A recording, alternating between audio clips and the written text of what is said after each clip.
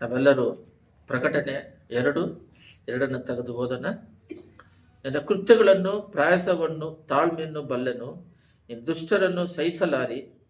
ಅಪ್ಪಸರಲ್ಲದಿದ್ದರೂ ತಮ್ಮನ್ನು ಅಪ್ಪಸರೆಂದು ಹೇಳಿಕೊಳ್ಳುವವರನ್ನು ನೀನು ಪರೀಕ್ಷಿಸಿ ಅವರನ್ನು ಸುಳ್ಳುಗಾರರೆಂದು ಕಂಡುಕೊಂಡಿ. ಅದರ ಕಣ್ಗಳನ್ನು ಮುಚ್ಚಿ ಪ್ರಾರ್ಥನೆ ಮಾಡೋಣ. ಸ್ತುತಿ ಮಧ್ಯದಲ್ಲಿ ನಿವಾಸ ಮಾಡುವ ಪರಲೋಕ ತಂದೆ, ವಾಕ್ಯದ ಮೂಲಕ ಮಾತಾಡ್ರಿ, ಕಾರ್ಯ ಮಾಡ್ರಿ, ಕ್ರಿಯೆ ಮಾಡ್ರಿ. ಎಸ್ಸಯ್ಯ, ನಿನ್ನ ವಾಕ್ಯ ಇಬ್ಬಾಯಿ ಕತ್ತಿ ಅಂತ ಎರಡು ಕಡೆನೂ ಅಪ್ಪ ಸರಿ ಮಾಡುವುದಂತಾಗಿರೋದ್ರಿಂದ ನಮ್ಮ ಬರುವಿಕೆಗೆ ನಿನ್ನ ವಾಕ್ಯದ ಮೂಲಕ ಲೋಕದಲ್ಲಿ ಶಕ್ತಿಯನ್ನು ಪಡೆದುಕೊಂಡು ಜಯಿಸಿ ಪರಲೋಕ ರಾಜ್ಯಕ್ಕೆ ಯಾತ್ರೆಗೆ ಪ್ರಯಾಣ ಮಾಡೋದಕ್ಕೆ ಸಹಾಯ ಮಾಡಬೇಕಾಗಿ, ಲೋಕವನ್ನು ಜಯಿಸೋದಕ್ಕೆ ನಿನ್ನ ವಾಕ್ಯ ಬಲವಾಗಿ ನಮ್ಮ ಹೃದಯದಲ್ಲಿ ಕಾರ್ಯ ಮಾಡಿ ಶಕ್ತಿ ಕೊಡಬೇಕಾಗಿ, ಆ ನಿತ್ಯ ರಾಜ್ಯದಲ್ಲಿ ನಿನ್ನ ಮಹಿಮೆಯಿಂದ ಜೀವಿಸೋದಕ್ಕೆ ಕೃಪೆ ಮಾಡಬೇಕಾಗಿ, ನಿನ್ನ ವಾಕ್ಯವು ಸತ್ಯವಾಗಿದೆ, ಆ ವಾಕ್ಯ ಜೀವವಾಗಿದೆ, ಅದು ನಮ್ಮನ್ನು ಬಲಪಡಿಸಿ ಎಸ್ಸಯ್ಯ ನಿನ್ನ ಐಕ್ಯತೆಯನ್ನು ಮಾಡಿ ನಿತ್ಯ ರಾಜ್ಯಕ್ಕೆ ನಡೆಸುವಂಥದ್ದಾಗಿದೆ. ಅದರಲ್ಲಿ ಬೇರೂರಿ ಫಲ ಕೊಡುವಂತೆ ಕೃಪೆ ಮಾಡಿ, ನಿನ್ನ ವಾಕ್ಯಕ್ಕೆ ಅನುಗುಣವಾಗಿ ನಡೆಯೋದಕ್ಕೆ ಕೃಪೆ ಮಾಡಿಕೊಡ್ರಿ. ಮಾತುಗಳನ್ನು ಕೇಳಬೇಕಾದ್ರೆ ಪರಿಶುದ್ಧಾತ್ಮನು ಸಹಾಯ ಮಾಡಿ ಹೃದಯದಲ್ಲಿ ನಿಲ್ಲುವಂತೆ ಫಲ ಕೊಡುವಂತೆ ಕೃಪೆ ಮಾಡಿ. ಯೇಸುವಿನ ನಾಮದಲ್ಲಿ ಬೇಡುತ್ತಿದ್ದೇವೆ ತಂದೆ, ಆಮೆನ್. ಸ್ತೋತ್ರ. ಈ ಲೋಕದಲ್ಲಿ ಬರೀ ಕಮ್ಮಿ, ಲೋಕ ಜೀವನ ಬಂದು ಬರೀ ಕಮ್ಮಿ, ಅಂದರೆ ಬರೀ 70 years ಅಷ್ಟೇ, ಮಿತ್ತಿದ್ರೆ 80 ವರ್ಷ ಅಷ್ಟೇ, ಭಾಳ ಏನಿಲ್ಲ, ಭಾಳ ಕಮ್ಮಿ ವರ್ಷ ನಮಗೆ ಕೊಟ್ಟಿರೋದು. ಆದರೆ ದೇವ್ರ ಹತ್ರ ನಿವಾಸ ಮಾಡೋದು ಯುಗ ಕಾಲ, ಪರ್ಮನೆಂಟ್ ಆಗಿ ಅಲ್ಲಿ ಇರ್ತೀವಿ. ಇನ್ನೊಂದು ಹಳೆ ಒಡಂಬಡಿಕೆ ಅಂತಿದೆ, ಅದನ್ನ ತೆಗೆದು ನೀವು ಹೋದ್ರೆ 969 ವರ್ಷಗಳು ಬದುಕಿರೋರೆಲ್ಲ ಇದ್ದಾರೆ. ಆ ಆದಾಮಿಂದ ಹಿಡಿದು ನೀವು ಹಾಗೆ ಓದ್ಕೊಂಬಂದ್ರೆ ಲೋತನು, ಕಾಯಿನನು, ಏನೋಕನು, ಮೆತುಶುಲನ್ ಅಂತೆಲ್ಲ ನೀವು ನೋಡ್ತೀರಾ, ಅವರೆಲ್ಲ ಬಹಳ ವರ್ಷ ಬದುಕಿದ್ದಾರೆ. ಎಷ್ಟಂದ್ರೆ 1000 years ವರೆಗೂ, 1000 ಒಳಗಡೆವರೆಗೂ. ಅದೇ ದೇವರ ಪ್ಲಾನ್ ಈ ಲೋಕದಲ್ಲಿ, ಅಷ್ಟು ವರ್ಷ ಬದುಕೋದಿಕ್ಕೆ. ಮತ್ತೆ ಮರಣ ಅನ್ನೋದು ಏನಕ್ಕೆ ಬರಬೇಕು? ಮತ್ತೇನಕ್ಕೆ ನಾವು ಬದುಕಿಗೆ ಬರೋದು? ಸಾಯ್ತೀವಿ, ಹುಟ್ಟಬೇಕಾದ್ರೆ ಸಾಯ್ತದ್ದು ಗೊತ್ತು, ಮತ್ತೇನಕ್ಕೆ ಹುಟ್ಟೋದು? ಅರ್ಥ ಆಗಿದ್ದಲ್ಲ? ಬರ್ತೀವಿ 70 yearsಗೆ, ನಾವು ಈ ಲೋಕಯಾತ್ರೆ ಮುಗಿತತೆ. ಅದಕ್ಕೋಸ್ಕರ ಏನಕ್ಕೆ ದೇವ್ರು ಸೃಷ್ಟಿ ಮಾಡಿಟ್ಟಿದ್ದಾರೆ ಭೂಮಿನ, ನಮ್ಮನ್ನ ಅಂದ್ರೆ ಈ ಭೂಲೋಕವನ್ನು ನಮಗೆ ಕೊಟ್ಟಿದ್ದಕ್ಕೆ ಕಾರಣ ಏನಂದ್ರೆ, ಏಕ್ದಮ್ ನಾವು ಪರಲೋಕದಲ್ಲಿ ದೇವದೂತರ ಜೊತೆಯಲ್ಲಿ ಯಾವಾಗಲೂ ನಿವಾಸ ಮಾಡಬೇಕಂದ್ರೆ ನಮ್ಮನ್ನು ಮಾತ್ರ ಮಣ್ಣಿನಿಂದ ಅವ್ರ ಜೀವ ಶ್ವಾಸವನ್ನು ಕೊಟ್ಟು ಸೃಷ್ಟಿ ಮಾಡಿ, ಇಲ್ಲಿ ನಾವು ಜಯ ಹೊಂದಿದ್ರೆ ಪರಲೋಕ ರಾಜ್ಯಕ್ಕೆ ಹೋಗ್ತೀವಿ. ಸೈತಾನ ಕಂಟ್ರೋಲ್ ಇದ್ರೆ, ಸೈತಾನಿಗೋಸ್ಕರ ಉಂಟು ಮಾಡಿದ ನರಕಕ್ಕೆ ಮನುಷ್ಯರು ಹೋಗಿ ಸೇರ್ತಾರೆ. ಅದು ಮನುಷ್ಯರಿಗೆ ಉಂಟು ಮಾಡಿದ್ದ. ಅದರಿಂದ ಈ 70 years ಅಲ್ಲಿ 20 years ವರೆಗೂ ಓದ್ತಾರೆ, 22 years 23 years ವರೆಗೂ ಓದೋದಿಕ್ಕೆ ಶುರುವಾಗುತ್ತೆ. ಸ್ವಲ್ಪ ಜನ ಜಾಸ್ತಿ ಓದಿದ್ರೆ ಆಮೇಲೆ ಏನ್ ಮಾಡ್ತಾರೆ, ಕೆಲ್ಸಕ್ಕೆ ಹೋಗ್ತಾರೆ, ಆಮೇಲೆ ಮದುವೆ ಅಂತ ಮಕ್ಕಳು ಮೊಮ್ಮಕ್ಕಳು ಆಗ್ತಾರೆ. ಬಟ್ ಈ 70 yearsಗೋಸ್ಕರ ಅವ್ರು ಇಷ್ಟೆಲ್ಲ ಹೋರಾಡ್ತಾರೆ. ಓದಾದ್ಮೇಲೆ ದುಡಿಮೆ ಮಾಡೋದು, ಮಕ್ಕಳಿಗೆ ಎಜುಕೇಶನ್ ಕೊಡೋದು, ಇದು ಜೀವನ ಅಲ್ಲ. ಇದಕ್ಕೋಸ್ಕರ ದೇವ್ರು ಸೃಷ್ಟಿ ಮಾಡಿಲ್ಲ.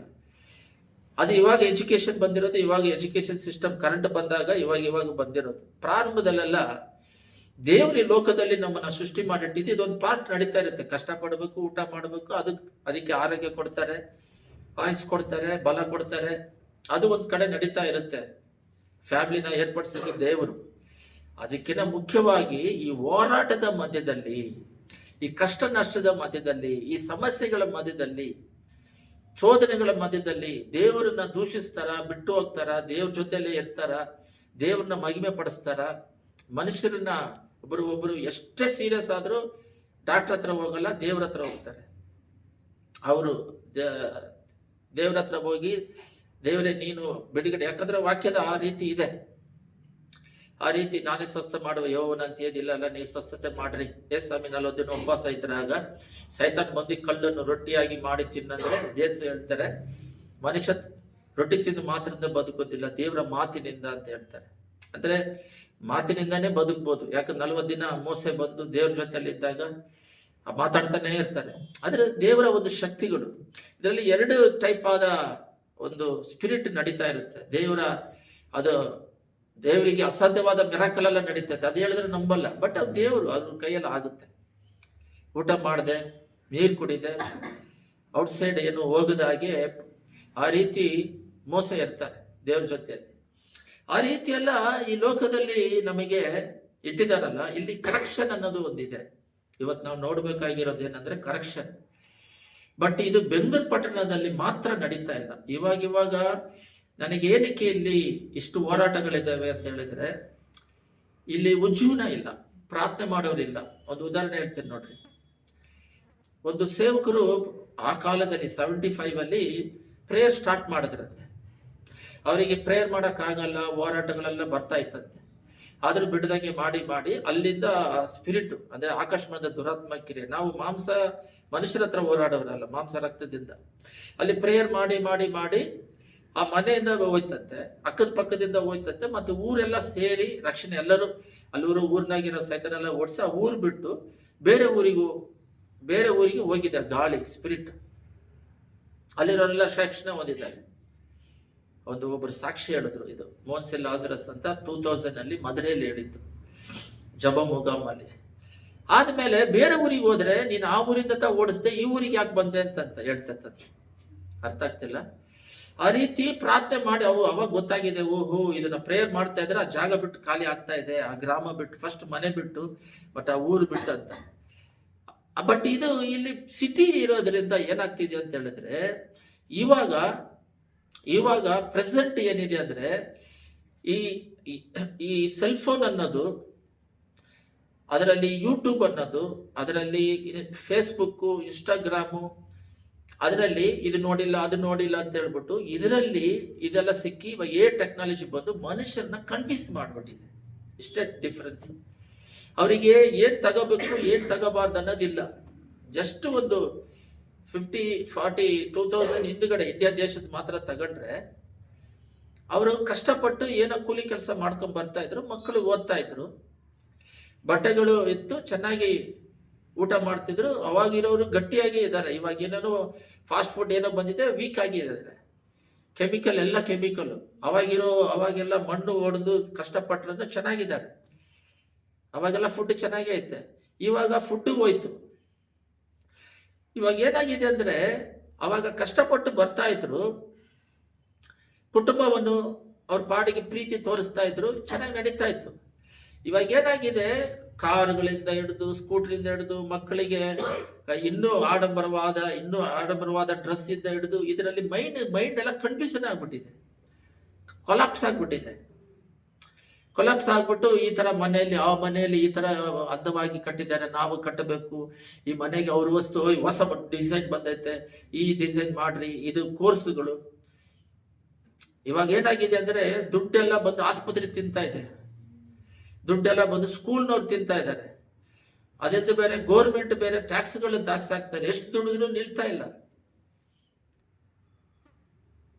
ಇದು ಏನಾಗಿದೆ, ಜನಗಳೆಲ್ಲ ಮಾಯ ಲೋಕಕ್ಕೆ ಹೋಗ್ಬಿಟ್ರು, ಅಜ್ಞಾನದಲ್ಲಿ ಹೋಗ್ಬಿಟ್ರು, ಏನೋ ಒಂದು ಭ್ರಮೆಯಲ್ಲಿ ಹೋಗ್ಬಿಟ್ರು, ಏನೋ ಬದುಕ್ತಾ ಇದೀವಿ ಅಂತಿದ್ದಾರೆ ಹೊರತು ಹೃದಯದಲ್ಲಿ ಒಂದು ಸಮಾಧಾನ ಇಲ್ಲ, ಒಂದು ನೆಮ್ಮದಿ ಇಲ್ಲ, ಒಂದು ಶಾಂತಿ ಇಲ್ಲ.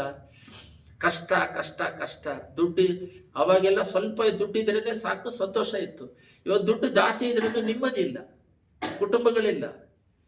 ಕಾರಣ ಏನಂತ ಹೇಳಿದ್ರೆ, ಅದು ಪ್ರಕಟಣೆ 12ರಲ್ಲಿ ಎಲ್ಲರಿಗೂ ಗೊತ್ತಿರುವ ಹಾಗೆ, ಸೈತಾನನು ತನಗಿರುವ ಕಾಲವು ಸ್ವಲ್ಪವೆಂದು ತಿಳಿದು ರುದ್ರನು ನಿಮ್ಮ ಕಡೆಗೆ ಇಳಿದು ಬಂದಿದ್ದಾನೆ. ಅವನಿಗೆ ಅವನು ಆಡಿಸ್ತಾ ಇದ್ದಾನೆ. ಪಾಪಗಳೇ ಹೆಚ್ಚಾಗ್ತಾ ಇದೆ, ಟಾಪ್ ಮೋಸ್ಟ್ ಅಲ್ಲಿ 100%. ಮೊದಲೆಲ್ಲ ಒಂದು ಹುಡುಗಿನ ಈಗ ನೋಡಿದ್ರೆ ಪಾಪ ಅಂತಿದ್ರು. ಇವಾಗೆಲ್ಲ ಬಾಯ್ ಫ್ರೆಂಡು ಫ್ರೀಯಾಗಿ ಬಿಟ್ಬಿಟ್ಟಿದ್ದಾರೆ, ಗರ್ಲ್ ಫ್ರೆಂಡು ಫ್ರೀಯಾಗಿ ಬಿಟ್ಬಿಟ್ಟಿದ್ದಾರೆ. ಅದೆಲ್ಲ ಯಾಕೆ ಬ್ಯಾನ್ ಮಾಡಿಲ್ಲ? ಮತ್ತೆ ಮದುವೆ ಮಾಡಿ ಕೊಟ್ಟಾಗ ಆ ಹೆಣ್ಮಗು ಹೋಗ್ಬಿಟ್ಟು, ಇಲ್ಲ ನನಗೆ ಆಗಲ್ಲ ಬಂದ್ಬಿಡ್ತೀನಿ ಅಂದ್ರೆ ತಂದೆ ತಾಯಿ ಬಂದ್ಬಿಡು ಅಂತಾರೆ. ಆ ಕಾಲದಲ್ಲಿ ಬರಬೇಡ, ಅಲ್ಲೇ ಇರು, ಕಷ್ಟ ನಷ್ಟ ಅಂತ ಅಂತಿದ್ರು. ಎಲ್ಲ ಉಲ್ಟಾ, ಎಲ್ಲ ಪಾಪಕ್ಕೆ ಹೋಗ್ತಾ ಇದೆ.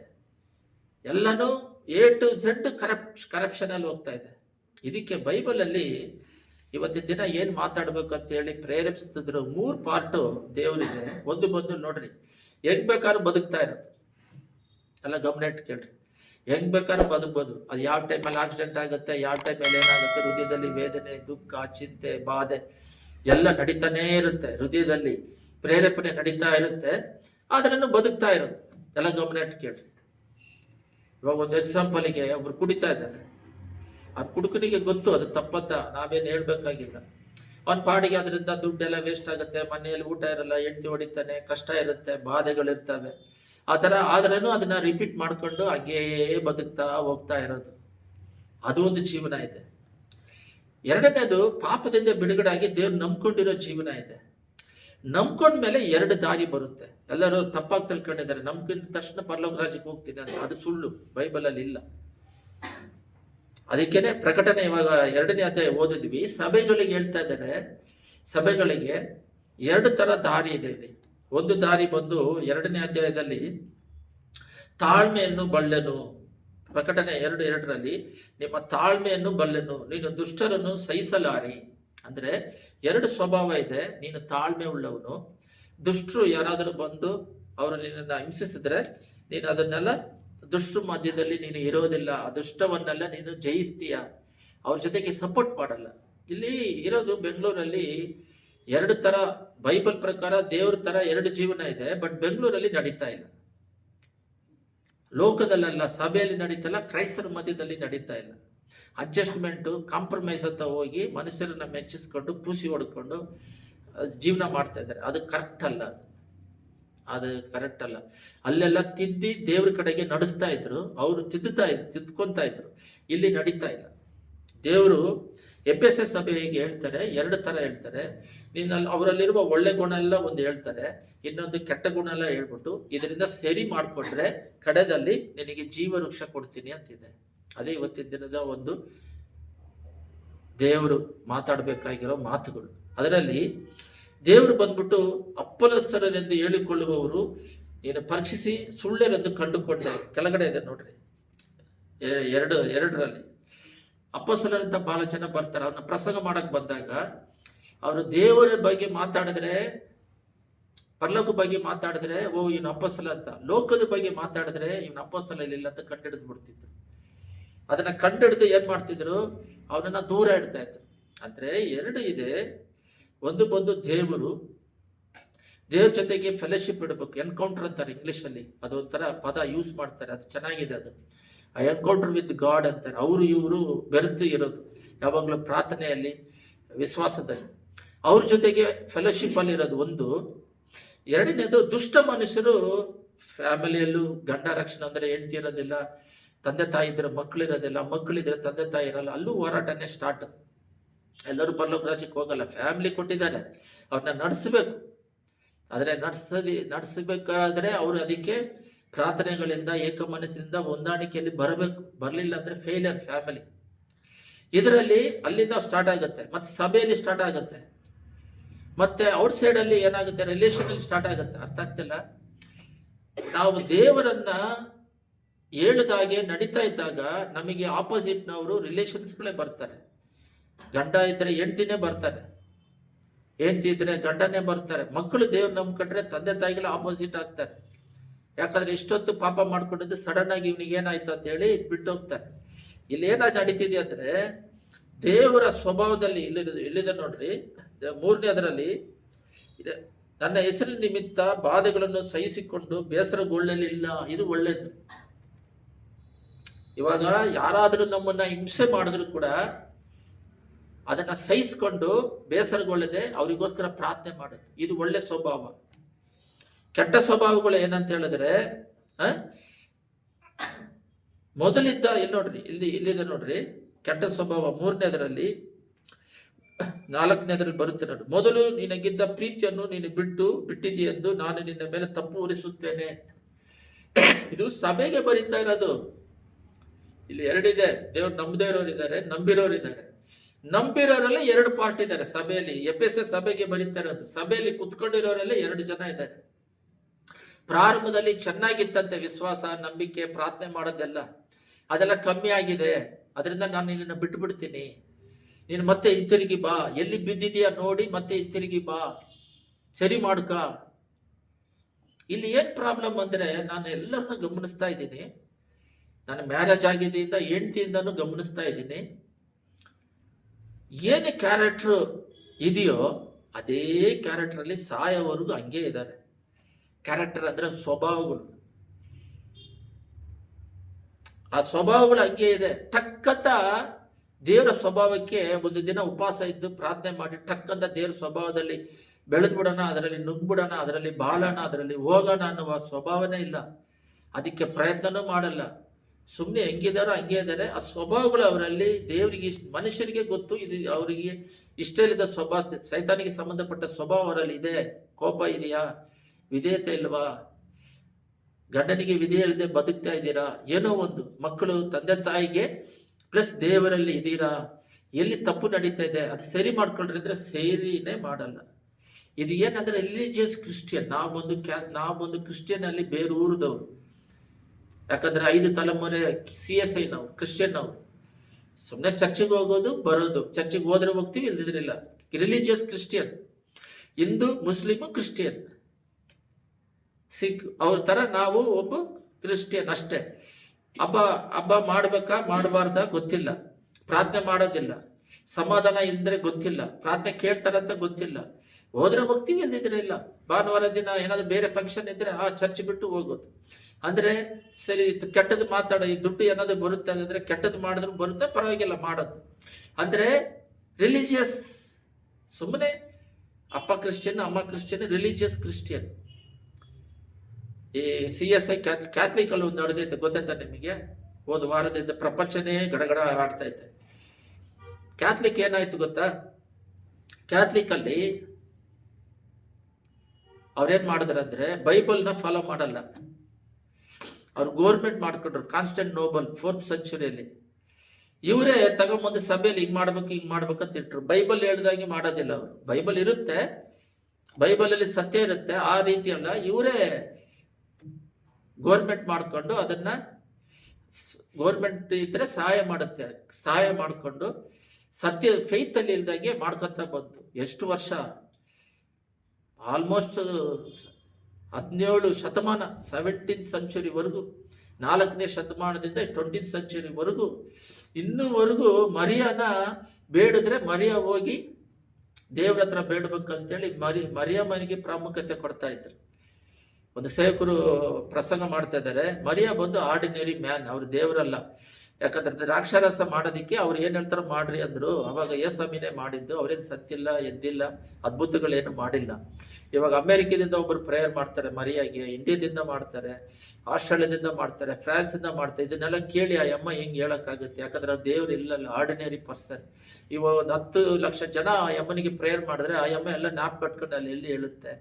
ಆ ಅಮ್ಮ ನೋಡಿದ್ರೆ ಅಪೊಸ್ತಲರಲ್ಲಿ ಅಭಿಷೇಕಕ್ಕಾಗಿ ಕಾದ್ಕೊಂಡು ಕುತ್ಕೊಂಡಿರುವ ತಾಯಿ. ಅದು ಅಪೊಸ್ತಲರ್ 2ರಲ್ಲಿ ಅಭಿಷೇಕ ಬರ್ಬೇಕು, ಒಂದು 120 ಮೆಂಬರ್ಸ್ ಮೇಲೆ, 170 ಜನದ ಮೇಲೆ ತಾಯಿನೂ ಇದ್ದಾರೆ, ಕುತ್ಕೊಂಡಿದ್ದಾರೆ ಅದರಲ್ಲಿ. ಆ ತಾಯಿ ಬಂದ್ಬಿಟ್ಟು ತಾಯಿಗೆ ಬಂದು ಮಾಡ್ತಾ ಇದ್ದಾರೆ. ಇವಾಗ ಪೋಪ್ ಏನ್ ಮಾಡಿದ್ದಾರೆ ವ್ಯಾಟಿಕನ್ ನಲ್ಲಿ, ಡೈರೆಕ್ಟ್ ದೇವ್ರ ಫೇತ್ ಅವ್ರದ ನಮಗೋಸ್ಕರ ಸತ್ತಿದ್ದು, ಡೈರೆಕ್ಟ್ ದೇವ್ರ ಹತ್ರ ಪ್ರೇಯರ್ ಮಾಡ್ರಿ, ಇವ್ರು ಸೆಂಟ್ರಲ್, ಇವ್ರು ಬ್ಯಾಡ ಅಂತ ಹೇಳಿದ್ದಾರೆ. ಓಡ್ತಾ ಇದೆ ಇವಾಗ ಒಂದು ವಾರದಿಂದ ಅದೇ ಓಡ್ತಾ ಇದೆ. ಅವ್ರಿಗೆ ಆಪೋಸಿಟ್ ಆಗಿ ಸ್ವಲ್ಪ ಜನ ಎದ್ದಿದ್ದಾರೆ. ಅವ್ರು ಹೇಳಿರೋದು ಕರೆಕ್ಟ್. ಅಂದ್ರೆ ಈ ಚರ್ಚ್ ಒಳಗಡೆನೆ, ದೇವ್ರ ಒಳಗಡೆನೆ ಬೈಬಲ್ನ ಫಾಲೋ ಮಾಡೋರು ಇದ್ದಾರೆ, ಫಾಲೋ ಮಾಡದವರು ಇದ್ದಾರೆ. ಇಲ್ಲೇ ಇರೋದು. ಇದರಲ್ಲಿ ದೇವರನ್ನ ನಂಬ್ಕೊಂಡ್ಮೇಲೆ ದೇವ್ರು ಹೇಳ್ದಂಗೆ ನಡ್ಕೊಂಡು ಹಂಗೆ ಭೂಮಿಯಲ್ಲಿ ಸಕ್ಸಸ್ ಮಾಡಿ ಹಂಗೆ ಪರಲೋಕ ರಾಜ್ಯಕ್ಕೆ ಹೋಗೋರು ಇದ್ದಾರೆ. ಅದು ಇಲ್ಲಿ ಇದರಲ್ಲೇ 2 ಇದೆ. ಈ 2ನೇ ಅಧ್ಯಾಯ ಓದಿದಾಗ ಸ್ಟಾರ್ಟ್ ಮಾಡಿದ್ರೆ 7ನೇ ಅಧ್ಯಾಯದಲ್ಲಿ 2 ಪಾರ್ಟ್ ಇದೆ. ಇದು ಸ್ವಭಾವದಲ್ಲಿ ನಡ್ಕೊಂಡು ಹೋಗೋದು, ಪರಲೋಕ ರಾಜ್ಯದ ಸ್ವಭಾವದಲ್ಲಿ. ಅಲ್ಲಿ ಮೆಟ್ಲಿದೆ, ಹಂಗೆ ಬೆಳಕಿನಲ್ಲಿ ನಡ್ಕೊಂಡು ಹೋಗೋದು. ಇನ್ನೊಂದು ಹಂಗೆ ಬೆಂಕಿ ಕತ್ತಲೆ ಪಾಪದ ದಾರಿಯಲ್ಲಿ ಹಂಗೆ ನಡ್ಕೊಂಡು ಪಾತಾಳಕ್ಕೆ ಹೋಗೋದು. ಇದರಲ್ಲಿ 2 ಇದ್ದಾರೆ, ಸಭೆಯಲ್ಲೇ ಇದ್ದಾರೆ, ಎಫೆಸರ್ ಸಭೆಯಲ್ಲೇ ಇದ್ದಾರೆ. ಇನ್ನು ಕೂಡ ಓದ್ರಿ, 5ನೇ ಅಧ್ಯಾಯದಲ್ಲಿ ಓದ್ರಿ. ಅದರ ನೀನು ಎಲ್ಲಿಂದ ಬಿದ್ದೀಯೋ ಅದನ್ನು ನಿನ್ನ ನೆನಪಿಗೆ ತೆಗೆದದ್ದು ದೇವರ ಕಡೆಗೆ ತಿರುಗಿಕೋ. ಇದೇ ಬೆಸ್ಟ್. ಮೇಲೆ ಏನ ಹೇಳಿದ್ದಾರೆ ಅಂದ್ರೆ, ಮೇಲ್ಗಡೆ ಇರೋದು ನಿನ್ನ ತಾಳ್ಮೆಯನ್ನು ಬಳ್ಳೆ, ಯಾರದ್ ಮಾಡಿದ್ರೆ ಸಹಿಸ್ಕೊತ್ಯ, ಎಲ್ಲ ಒಳ್ಳೆ ಗುಣಗಳಿದೆ. ಬಟ್ ಪ್ರಾರಂಭದಲ್ಲಿದ್ದ ಪ್ರೀತಿಯನ್ನು ಬಿಟ್ಟುಬಿಟ್ಟೆ. ಅದನ್ನ ಕಂಡಿಡಿದು ಮತ್ತೆ ರಿಟರ್ನ್ ಬರೋದೇ ಕಷ್ಟ. ನಾನು ಕೂಡ ಅಭಿಷೇಕ ಹೊಂದಿ ದೇವ್ರ ಕಡೆ ಚೆನ್ನಾಗಿ ಬೆಳಕಾಗಿ ಬಹಳ ಉಪ್ಪಾಗಿ ಲೋಕಕ್ಕೆ ದಾರಿ ತೋರ್ಸೋನಾಗಿದ್ದೆ. ಬಹಳ ಜನಗಳನ್ನ ದೇವ್ರ ಕಡೆ ನಡೆಸಿದೆ. ಸಡನ್ ಆಗಿ ಏನೋ ಒಂದು ಆಪತ್ತಿಂದ ಬಿದ್ದೋದೆ. ಏನೋ ಒಂದು ಸಂದರ್ಭ, ಸರಿಯಾಗಿ ಪ್ರಾರ್ಥನೆ ಮಾಡಕ್ ಆಗ್ತಾ ಇಲ್ಲ, ವಾಕ್ಯ ಓದಕ್ ಆಗ್ತಿಲ್ಲ ಅಂತ. ಹೋದ ವರ್ಷ ಇದೆ 11/11/2024 35 ದಿನ ಉಪವಾಸ ಇತ್ತು. ಏನ್ ಮಾಡಿದೆ, ನಾವು ರಿಟರ್ನ್ ದೇವರಿಗೆ ಬಂದ್ಬಿಡೋಣ, ಇದು ಲೋಕವನ್ನು ಜಯಿಸಕ್ ಆಗ್ತಿಲ್ಲ, ಟೆನ್ಷನ್, ಪ್ರೆಷರು, ಕೋಪ, ಬೇಜಾರು, ದುಃಖ, ಕಣ್ಣೀರು ಇದೇ ಆಗ್ಬಿಟ್ಟಿದೆ. ದೇವರಿದ್ರೆ ಎಲ್ಲ ಸುಲಭವಾಗಿ ಫ್ರೀಯಾಗಿ ಎಲ್ಲ ಜಯಿಸ್ಕೊಂಡು ಹೋಗ್ತೀವಿ, ಬೇಡ ಅಂತೇಳಿ ರಿಟರ್ನ್ ಬಂದು ಮತ್ತೆ ಏನ್ ಮಾಡಿದ್ವಿ, ಉಪವಾಸ ಮಾಡಿ ಎಲ್ಲವನ್ನು ಜಯ ಹೊಂದೋದಿಕ್ಕೆ ಪ್ರಯತ್ನ ಪಟ್ಕೊಂಡು ಹೋಗ್ತಾ ಇದೀವಿ. ಆ ರೀತಿ ನೀವು ಎಲ್ಲಿ ಬಿದ್ದಿದ್ದೀರಾ? ಇದು 2 ತರ ಕ್ರಿಶ್ಚಿಯನ್ಸ್ ಇದ್ದಾರೆ. ಒಂದು ಬಂದು ಸುಮ್ಮನೆ ಇರ್ತಾರೆ, ಆದರೆ ಸುಳ್ಳು ಒಂದು ಎಕ್ಸಾಂಪಲಿಗೆ ಭಕ್ತಿ ತೋರಿಸ್ಬೇಕಂದ್ರೆ ಭಾನುವಾರ ದಿನ ಎಷ್ಟೋ ಇದೆ, ಅದರಲ್ಲಿ ಏನೋ 1 2 3 ಹೇಳ್ತೀನಿ. ಭಾನುವಾರ ದಿನ ಕಂಪಲ್ಸರಿ ನೀವು ಚರ್ಚಿಗೆ ಬೈಬಲಲ್ಲಿ 6 ದಿನ ಕೆಲಸ ಮಾಡಿ 7 ದಿನ ಬರ್ಬೇಕು. ಆ ದಿನ ಏನಾದರೂ ಒಂದು ದುಡ್ಡು 10 ರೂಪಾಯಿ ಎಕ್ಸ್ಟ್ರಾ ಕೊಡುತ್ತಂದ್ರೆ ಅದ್ರ ಮೇಲೆ ಪ್ರೀತಿ ತೋರಿಸಿ ಬಿಟ್ಬಿಡೋದು. ಒಬ್ರು ವೈರಾಗ್ಯವಾಗಿ ಸೋಮವಾರದಿಂದ ಶನಿವಾರವರೆಗೆ ಏನು ಸಿಗುತ್ತೋ ಅದೇ ಸಾಕು, ಭಾನುವಾರ ದಿನ ನಾವು ದೇವ್ರನ್ನ ಗಟ್ಟಿಯಾಗಿ ಹಿಡ್ಕೊಂಡು ಹೋಗೋಣ. ಆ ರೀತಿ ವೈರಾಗ್ಯದಿಂದ, ದೇವ್ರ ಮೇಲೆ ಇಟ್ಟಿರುವ ಪ್ರೀತಿಯಿಂದ, ದೇವ್ರ ಮೇಲೆ ಅಧಿಕವಾಗಿ ದಾಗದಿಂದ ಯೇಸುವಿನ ನಿಜವಾದ ದೇವ್ರಂತ ಅವ್ರನ್ನ ಹೇಳ್ದಾಗೆ ನಡ್ಕೊಂಡು ಹೋದ್ರೆ ಬಹಳ ಬೆಸ್ಟ್. ನೀನು ಎಲ್ಲಿ ಬಿದ್ದಿದೆಯೋ ಕಡೆಗೆ ತಿರುಗಿಕೋ ಅಂತ. ಒಂದು ಎಕ್ಸಾಂಪಲ್, ಒಬ್ಬರಿಗೆ ಸೋಂಬೇರಿತನ ಇದೆ, ಅದು ಸೈತಾನ್ದು. ಆಕ್ಟಿವ್ನೆಸ್ ದೇವ್ರದ್ದು. ಅದರಿಂದ ಬಿಡುಗಡೆ ಆಗ್ಬೇಕು ಅಂತ ಪ್ರಯತ್ನ ಪಟ್ಟು ಉಪವಾಸ ಇದ್ದು ಹೋರಾಟ ಮಾಡಿ ಬಿಡುಗಡೆ ಹೊಂದ್ಕೋಬೇಕು. ಒಬ್ಬರಿಗೆ ಕೋಪ ಬರುತ್ತೆ, ಒಬ್ಬರಿಗೆ ಚಂಚಲ ಮನಸ್ಸು, ಒಬ್ಬರಿಗೆ ಭಯ, ಒಬ್ಬರಿಗೆ ತೃಪ್ತಿ ಇಲ್ಲ. ಏನ್ ದುಡ್ಡು ಬಂದ್ರೂ ಅದನ್ನ ಖರ್ಚು ಮಾಡೋ ದುಡ್ಡು ತಗೊಂಡ್ರೆ ಜ್ಞಾನ ಇರೋದಿಲ್ಲ. ಇದೆಲ್ಲ ರಿವರ್ಸ್ ಅಂದ್ರೆ ಒಂದು ದಿನ ಉಪವಾಸ ಗುರ್ತಿಸಿ, ವಾರದಲ್ಲಿ ಒಂದು ದಿನ ಉಪವಾಸ ಗುರ್ತಿಸಿ. ನೋಡ್ರಿ, ಶನಿವಾರ ಮಧ್ಯಾಹ್ನ ಊಟ ಮಾಡಿದ್ರೆ ಭಾನುವಾರ ಮಧ್ಯಾಹ್ನ ಊಟ ಮಾಡ್ತೀವಿ ನಾವು. ಶನಿವಾರ ನೈಟ್ ಪ್ರೇಯರ್ ಇರುತ್ತೆ, ಭಾನುವಾರ ಬೆಳಗ್ಗೆ ಪ್ರೇಯರ್ ಇರುತ್ತೆ. ಉಪವಾಸ ಇದ್ದು ಪ್ರೇಯರ್ ಮಾಡ್ತೀವಿ, ಯಾಕಂದ್ರೆ ಲೋಕದಲ್ಲಿ ಇರ್ತೀವಿ. ಅವತ್ತೊಂದು ದಿನದಾದ್ರೂ ದೇವರ ಜೊತೆಯಲ್ಲಿ ಇರೋಣ. ಈ ರೀತಿ ನಮ್ಮನ್ನು ಆತ್ಮಿಕದಲ್ಲಿ ಬಲಪಡಿಸ್ಕೊಳ್ಳೋಕೆ, ನಮ್ಮನ್ನು ಹೆಚ್ಚಿಸ್ಕೊಳ್ಳೋದಕ್ಕೆ ಪ್ರಯತ್ನ ಪಡಬೇಕು. ಇದಿಲ್ಲ. ಏನಾಗಿದೆ ಅಂದ್ರೆ ಇವಾಗ ಪೂರ್ತಿ ಲೋಕ, ಮೈಂಡ್ ಪೂರ್ತಿ, ಆರ್ಟ್ ಪೂರ್ತಿ ಲೋಕ ಬಂದು ಸೇರ್ಕೊಂಡೈತೆ. ಅದರಿಂದ ಸಿಗ್ತಿರೋ ಬಹುಮಾನ BP, ಶುಗರ್, ಹಾರ್ಟ್ ಅಟ್ಯಾಕ್. ಕುಟುಂಬದಲ್ಲಿ ನೆಮ್ಮದಿ ಇಲ್ಲ, ಗಂಡ ಹೆಂಡತಿಯಲ್ಲಿ ಇಲ್ಲ, ಮಕ್ಕಳಲ್ಲಿ ಇಲ್ಲ. ಪಾಪದ್ರಿಂದ ಯಾವಾಗಲೂ ಸಮಾಧಾನ ಸಿಗಲ್ಲ. ಕುಡಿಯೋದ್ರಿಂದ ಆಗಲಿ, ಹೆಂಡತಿ ಬಿಟ್ಟು, ವೈಫ್ ಬಿಟ್ಟು, ಏನೇ ಪಾಪ ಬಿಟ್ಟು ಬೇರೆಯವ್ರ ಹತ್ರ ಹೋದ್ರೆ ಅದು ಕೂಡ ಪಾಪನೇ. ಅದರಿಂದನೂ ಸಂತೋಷ ಇಲ್ಲ. ಈ ರೀತಿ ಹಣದಿಂದ, ಡ್ರಗ್ಸ್ಗಳಿಂದ, ಸಿಗರೆಟ್ಗಳಿಂದ, ಈ ರೀತಿ ಎಲ್ಲ ಪಾಪದ ಕಾರ್ಯಗಳಿಗೆ ಸಂತೋಷವನ್ನು ಹುಡುಕ್ತಾ ಇದ್ದಾರೆ. ಆತ್ಮ ಸತ್ತೋಗಿದೆ. ಬೈಬಲ್ ಹೇಳುತ್ತೆ, ಇನ್ನು ಲೋಕವೆಲ್ಲ ಸಂಪಾದಿಸ್ಕೊಂಡ್ರೆ ಆತ್ಮ ನಷ್ಟಪಟ್ರೆ ಏನು ಪ್ರಯೋಜನ ಅಂತ. ಅದರಿಂದ ಆತ್ಮ ಬಂದು ಸಂತೋಷವಾಗಿರ್ಬೇಕು, ಸಮಾಧಾನವಿರಬೇಕು, ಯಾವಾಗಲೂ ಅದು ಆನಂದವಾಗಿರ್ಬೇಕು, ಹರ್ಷವುಳ್ಳದಾಗಿರ್ಬೇಕು. ಆತ್ಮಕ್ಕೆ ಆಹಾರ ಬಂದು ದೇವರೇ. ಆತ್ಮಕ್ಕೆ ಬಂದು ಸೈಂಟಿಸ್ಟು, ಡಾಕ್ಟರ್ಗಳು, ಇಂಜಿನಿಯರ್ಗಳು ಇಲ್ಲ, ಸೂಚಿ ಹಾಕ್ರಿ ಅನ್ನೋದೆಲ್ಲ ಇಲ್ಲ. ಅದಕ್ಕೇನೆ ದೇವರು. ಲೋಕಕ್ಕೆ ದುಡಿಮೆ ಮಾಡಿ, ಎಜುಕೇಶನ್ ಮಾಡಿ ದುಡಿಮೆ ಮಾಡ್ಕೊಂಡಿರೋದಕ್ಕೆ, ಬಟ್ಟೆಗೆ, ನಮ್ಮ ಆಡಂಬರವಾದ ಮನೆಗಳಿಗೆ, ಕಾರುಗಳಿಗೆ, ಆಡಂಬರವಾದ ಊಟಗಳು ಇದಕ್ಕೆ ಬೇಕಾಗಿದೆ. ದೇವರನ್ನವರು ಆತ್ಮ ನಿತ್ಯ ಕಾಲ ಪರಲೋಕ ರಾಜ್ಯದಲ್ಲಿ ವಾಸ ಮಾಡಬೇಕಾಗಿದೆ. ಈ ಲೋಕದಲ್ಲಿ ಜೀವಿಸ್ಬೇಕಾದ್ರೆ ಒಂದು ಸಮಾಧಾನದ ಒಂದು ಜೀವನ ಮಾಡೋದಕ್ಕೆ ಅದು ಸಹಾಯ ಮಾಡುತ್ತೆ. ಅದು ಹೆಚ್ಚಾಗ್ತಾ ಇರಬೇಕು. ಪ್ರಾಬ್ಲಮ್ ಎಲ್ಲ ಎಷ್ಟೇ ಬಂದರೂ ಕೋಪ ಮಾಡ್ಕೊಳ್ಳೋದಾಗಿ ಅದನ್ನ ಸಹಿಸ್ಕೊಂಡು ನಡಿಬೇಕು. ಅದು ನಮಗೆ ಸಹಾಯ ಮಾಡುತ್ತೆ, ಧೈರ್ಯ ಕೊಡುತ್ತೆ, ಪ್ರೀತಿ ಕೊಡುತ್ತೆ, ಅಜ್ಞಾನ ಎಲ್ಲ ತೆಗೆದಾಗುತ್ತೆ. ನೋಡ್ರಿ, ಇಲ್ಲಿ 5ನೇದರಲ್ಲೇ ಇನ್ನೊಂದು, ನೀನು ಮೊದಲು ಮಾಡುತ್ತಿದ್ದ ಕೃತ್ಯಗಳನ್ನು ಮಾಡು, ನೀನು ದೇವರ ಕಡೆಗೆ ತಿರುಗಿಕೊಳ್ಳದೆ ಹೋದರೆ. ನೋಡ್ರಿ, ಇಲ್ಲಿ ಎಚ್ಚರಿಸ್ತಾ ಇದ್ದಾರೆ. ನೀನು ಮೊದಲು ಏನು ಮಾಡ್ತಿದ್ದ ಪಾಪವನ್ನು ಅದನ್ನೇ ಮಾಡ್ತಾ ಇದ್ದು ಮತ್ತೆ ದೇವ್ರ ಕಡೆ ತಿರುಗಿಕೊಳ್ಳದೆ ಹೋದರೆ, ಎಲ್ಲಿದೆ ನೋಡ್ರಿ, ನಾನು ಬಂದು ನಿನ್ನ ದೀಪಸ್ತಂಭವನ್ನು ಅದರ ಸ್ಥಳದಿಂದ ತೆಗೆದು ಹಾಕುವೆನು. ಇದು ಕೆಟ್ಟದ್ದು ಇದೆ, ಒಳ್ಳೇದು ಇದೆ. ಮೇಲ್ಗಡೆ ಹೇಳಿದ್ರು ನಿನ್ನ ತಾಳ್ಮೆಯನ್ನು ಬಳ್ಳೆ, ನಿನ್ನ ದುಷ್ಟ ಸಹವಾಸ ಮಾಡೋದಿಲ್ಲ, ಅಪೊಸ್ತಲರನ್ನ ಕರೆಕ್ಟಾಗಿ ಕಂಡುಹಿಡಿತೀಯ. ನೀನು ಬಾಧೆ ಯಾರಾದ್ರೂ ನಿಮ್ಮನ್ನ ಬಾಧೆ ಪಡಿಸಿದ್ರೆ ಅದನ್ನೆಲ್ಲ ಬೇಸರಗೊಳ್ಳದೆ ಸಹಿಸ್ಕೊಂತ ಎಲ್ಲ ಹೇಳಿದ್ರು. ಕೆಳಗಡೆ ಏನ್ ಹೇಳ್ತಾರೆ, ಪ್ರಾರಂಭದಲ್ಲಿದ್ದ ಪ್ರೀತಿ ಬಿಟ್ಟೆ, ನೀನು ಎಲ್ಲಿ ಬಿದ್ದಿದ್ಯೋ ಅದನ್ನ ಹಿಂತಿರುಗಿ ಬಾ, ಒಂದು ಸಮಯ ನೀನು ಬರದೆ ಹೋದ್ರೆ ನಿನ್ನ ದೀಪ ಸ್ತಂಭವನ್ನು ತೆಗೆದಾಕ್ತೀನಿ. ಅಂತ್ಯಸ್ಥಿತಿ ಘೋರವಾಗಿರುತ್ತೆ. ಕೆಟ್ಟ ಕುಮಾರನ ಬೈಬಲಲ್ಲಿ ಒಂದು ತಂದೆಗೆ 2 ಮಕ್ಕಳಿದ್ರು, ದೊಡ್ಡವನು ಚಿಕ್ಕವನು. ಚಿಕ್ಕವನು ಆಸ್ತಿ ಪಾಸ್ತಿ ಕೊಡೋದಿದ್ದ ತಕ್ಷಣ ಅವನೇನ್ ಮಾಡ್ದ, ತಗೊಂಡೋಗಿ ಪಾಪ ಮಾಡಿ ಎಲ್ಲವನ್ನು ಕಳ್ಕೊಂಡ. ಆದ್ರೆ ಹಿಂತಿರುಗಿ ಬಂದ ನೋಡ್ರಿ, ಮನ ತಿರುಗಿ ನಾನು ತಂದೆ ಹತ್ರ ಹೋಗ್ತೀನಿ, ನಿನ್ನ ಮಗನೆನಿಸೋದಕ್ಕೆ ಯೋಗ್ಯತೆಲ್ಲ, ಒಂದು ಕೂಲಿ ಆಳಾದ್ರೆ ಕೆಲಸಗಾರನಾದ್ರೆ ಇಟ್ಕ ಅಂತೇಳಿ ಅದು ಸಮಯ ಹತ್ರ ತಿರುಗಿ ಬರೋದು. ತಿರುಗಿ ಬಂದು ದೇವರ ಹತ್ರ ಬಂದ್ಬಿಟ್ರು. ಅದೇ ರೀತಿ ನಾವೇನ್ ಮಾಡ್ಬೇಕಂದ್ರೆ, ಈ ಮೈಂಡಲ್ಲಿ, ಈ ಕಣ್ಣುಗಳಲ್ಲಿ, ನಾಲಿಗೆಯಲ್ಲಿ, ಕಿವಿಗಳಲ್ಲಿ, ಹೃದಯದಲ್ಲಿ ರಿವರ್ಸ್ ಬಂದ್ಬಿಡ್ಬೇಕು. ಇವಾಗ ಎಂಡ್ ಆಗ್ತಾ ಇದೆ, 25 ಮುಗಿತೈತೆ ಡಿಸೆಂಬರ್ಗೆ. ಅವತ್ತು ಮಾತ್ರ 1ನೇ ತಾರೀಕು ಮಾತ್ರ ವಾಗ್ದಾನ ಮಾಡಿ ನಾನು ಬರ್ತೀನಿ ಅಂತಲ್ಲ.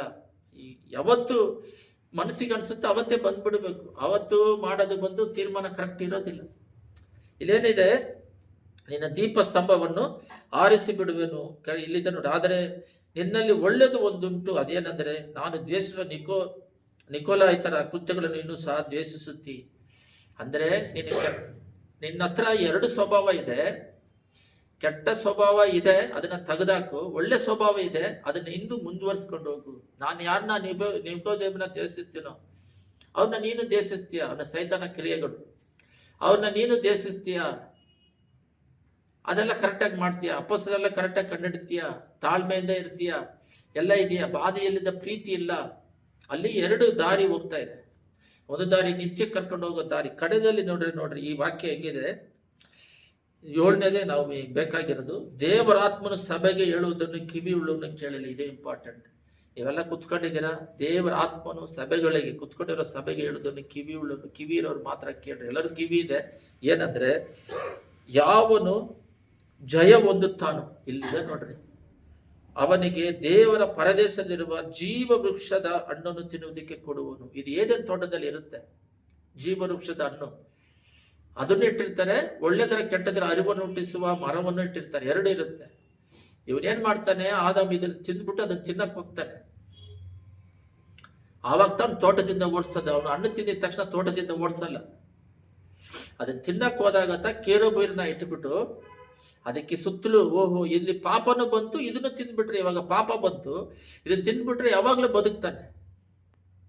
ಜೀವವೃಕ್ಷವನ್ನು ತಿಂದ್ಬಿಟ್ರೆ ಪಾಪದಲ್ಲೇ ಓಹೋ ಅಂತ ಹೇಳ್ಬಿಟ್ಟು ದೇವರು ಅವನನ್ನ ಓಡಿಸೋದ್ರಂತಿದೆ, ಓಡಿಸ್ಬಿಟ್ರಂತಿದೆ.